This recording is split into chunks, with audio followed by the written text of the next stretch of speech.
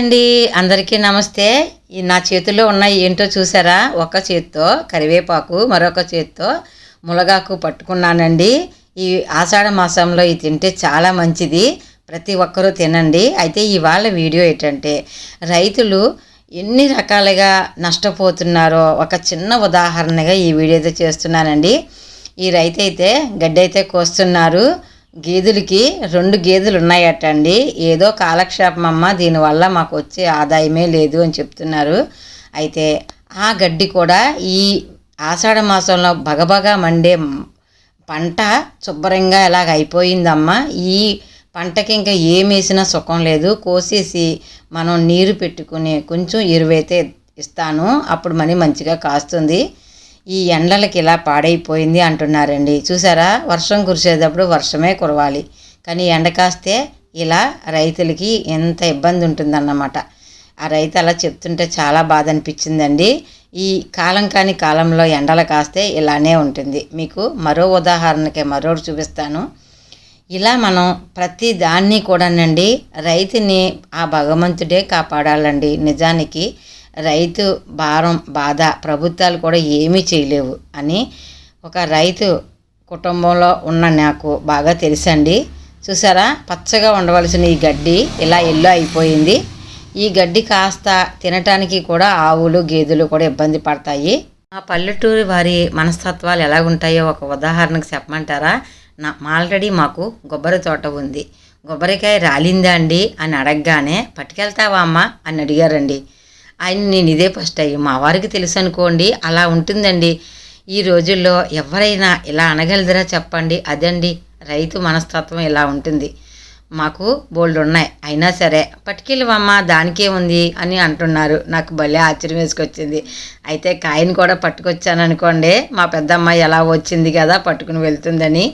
మా పల్లెటూరులో అభిమానాలు ప్రేమలో ఇలా ఉంటాయండి. వారెవరో నాకు తెలియదు, అయినా సరే అలా పలకరిస్తూ ఉంటారు. ఇలా చూడండి, మా తమ్ముడు కొడుకు గడ్డి అయితే తెచ్చారు, కనుపు గడ్డి.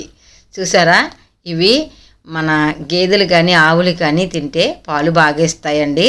చక్కగా పచ్చని గడ్డి వేస్తేనే గేదెలు ఆవులు పాలు బాగా ఇస్తాయండి. అలానే తమ్ముడు వాళ్ళు జామ తోట అయితే వేశారండి. బుజ్జి బుజ్జి జామకాయలు ఎలా కాస్తున్నాయో మీకు చూపిస్తాను. అలానే ఈ కాయలు కూడానండి మా అమ్మాయి అయితే ఏవో కోసిస్తూ ఉంది.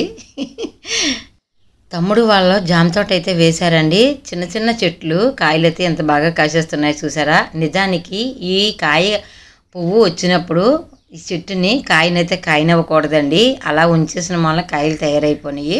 వీటిని బాగా ఎదగనివ్వాలి. చెట్లు కాస్త ఎదిగాక మాత్రమే పువ్వుల్ని మనం ఉంచాలి. చూసారా, ఇది ఇలా ఉంచటం వల్ల మట్టి మీద పడిపోయి కాయ పాడైపోయిందండి. ఇలా కూడా మనకే నష్టమైతే ఏర్పడుతుంది. అలానే ఈ చెట్టు చూసారా, ఇలా నేలకే తగలగానే ప్రతి కాయ కుళ్ళిపోవటం జరిగింది. ఆ కాయలు ఎదిగే క్రమంలో చెట్లు అయితేనండి పెరగవండి.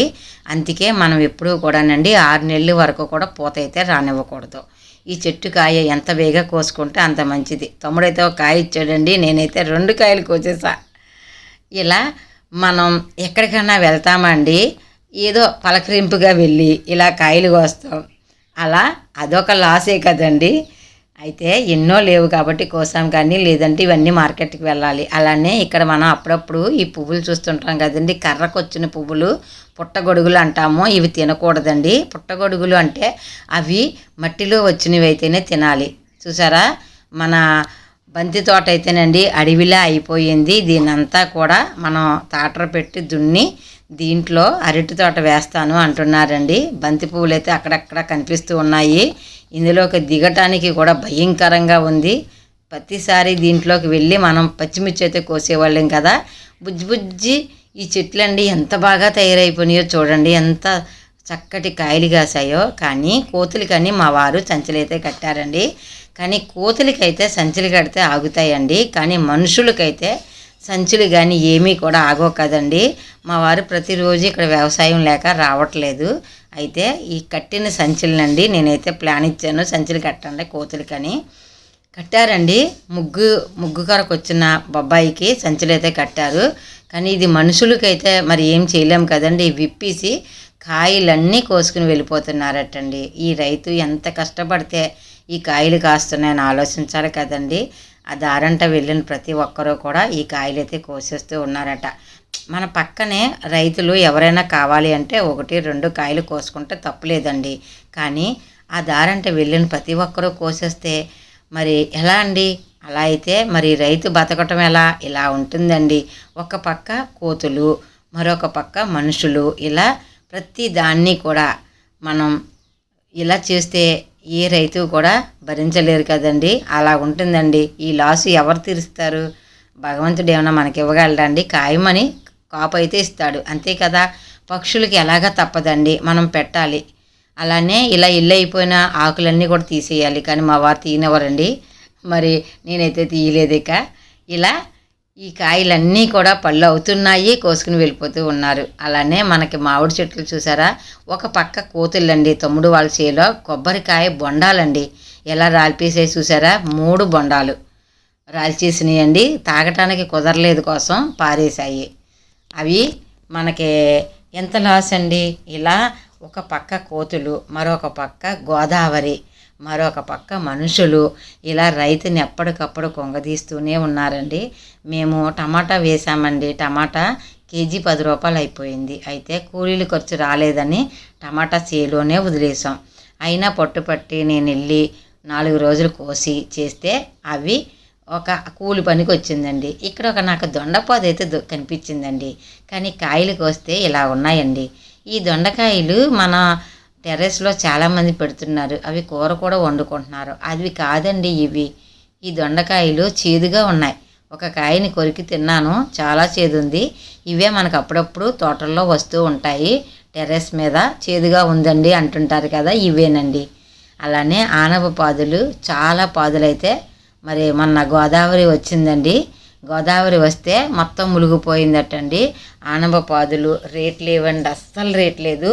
ఈ కాయలన్నీ కూడా సంచి వచ్చి ఒక 100 రూపాయలు అయిపోయిందటండి. ఆ 100 రూపాయల సంచి మనీ అమ్మటానికి అతనికి కమిషన్ కావాలండి. ఇలా ఆ కాయలు రైతుల్ని పెట్టి మనం వడ్డీకి తీసుకెళ్ళేసరికి మనకి ఖర్చు అయ్యింది సంచికి 150 రూపాయలండి. అయితే మన మార్కెట్లో ఒక 300 వచ్చాయనుకోండి, ఒక 150 మిగులుతుంది. కానీ 100 రూపాయలు అయితే మనకి ఇంకా చేతికి 50 రూపాయలు పెట్టుబడి అయితే అవుతుందండి. అందుకే మా వారు విత్తనాల కన్నా ఉంటాయని అలానే తోటలో అయితే ఉంచేశారండి. కాయలు చూసారా ఎలా అయిపోయిందో. ఇలా అండి, మనం ఇంకా కొన్ని పాదులు ఉంటాయేమో అని చూసామండి. గోదావరి ఒకసారి వచ్చి ఇలా పొర్లైతే వెళ్ళిపోయిందటండి. పాదులన్నీ ఎండిపోయినాయి. నేను ఒక 4 కాయలు పంపిస్తాను అని ఫ్రెండ్కి మాట ఇచ్చానండి. అందుకని ఒక 4 కాయలు అయితే పట్టుకొస్తున్నాను. కాయలు అయితే తయారైపోయినాయండి. గింజలు మనకి బాగానే ఉంటాయి. ఇదిగోనండి, నేను మోసే అంత 4 కాయలు అయితే తెచ్చుకుంటున్నాను. ఈ 4 కాయలు కూడా మరి పంపిస్తాను. అయితేనండి, ఇగో చూసారా, గింజలు కూడా అల్లల్లాడుతున్నాయి. కానీ నీరు వచ్చి బయటికి వెళ్ళిపోయింది కాబట్టి బాగా తయారైన కాయలు అయితే దెబ్బతిన్నాయండి. మనకి గింజలు బాగానే ఉన్నాయి ఇప్పుడు వేసుకోవటానికి. కానీ మన దగ్గర చాలా గింజలు ఉన్నాయి. నేను ఇక్కడే వేసేస్తున్నానండి. ఇవన్నీ కూడా మనకే చక్కటి పాదులు వేసుకోవటానికే ఈ గింజలన్నీ పనికొస్తాయి. కానీ ఇవన్నీ కూడా విత్తనానికేనండి.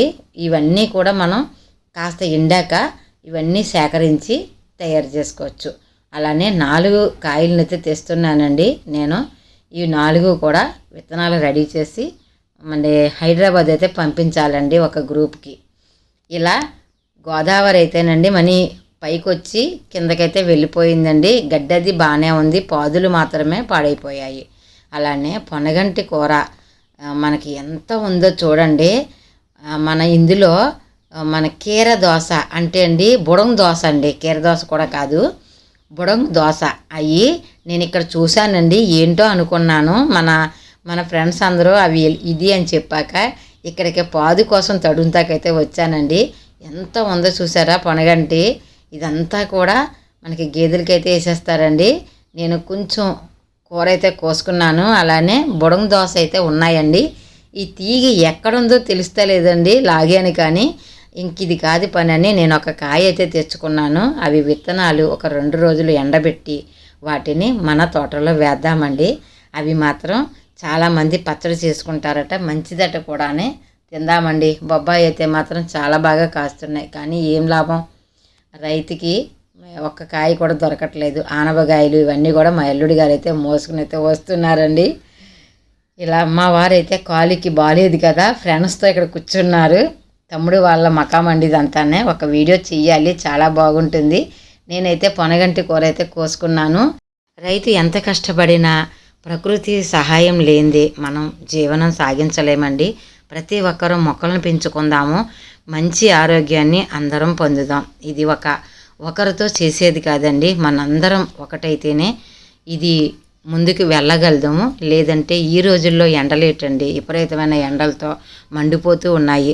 ఈ వీడియో ఎలా అనిపించిందో లైక్ చేయండి, షేర్ చేయండి, కామెంట్ చేయండి. మీ అభిప్రాయం తెలియజేయండి. మొక్కలను పెంచుదాం, పెంచేలా చేద్దాం, ప్రకృతిని కాపాడుకుందాం. మనందరం ఆ ప్రకృతిలో చల్లగా ఉందాం. బాయ్.